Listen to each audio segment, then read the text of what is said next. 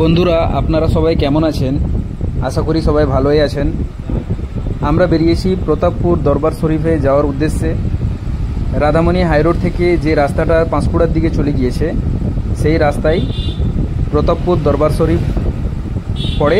আমরা দেখতে দেখতে প্রতাপপুর দরবার শরীফের কাছেই পৌঁছে গিয়েছি।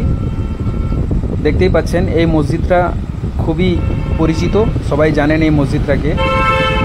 সরাসরি আমরা ভিতরে প্রবেশ করলাম, দেখলাম একটা পুকুর খুবই সুন্দর, তার সামনেই সেই মসজিদটা দেখা যাচ্ছে। তারপরেই পরিবেশ অনেক সুন্দর, এখানে মাদ্রাসা, বাচ্চারা পড়াশোনা করছে।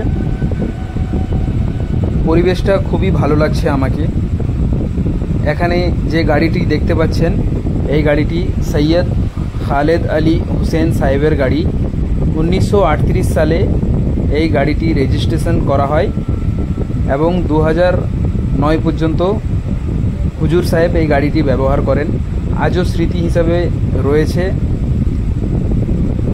আমরা দেখতেই পাচ্ছি আগের দিকে যে বাচ্চারা পড়াশোনা করছে, এটা হয়েছে সৈয়দ খালেদ আলী মডার্ন মাদ্রাসা। পরিবেশটা বলে বোঝাতে পারবো না, আসলেই খুবই ভালো লাগছে। এখানে বাচ্চারা পড়াশোনা করছে, সাইডে আরেকটা মডার্ন মাদ্রাসা হচ্ছে। তো আপনাদেরকে এই ভিডিওটা কেমন লেগেছে অবশ্যই কমেন্ট করে জানাবেন।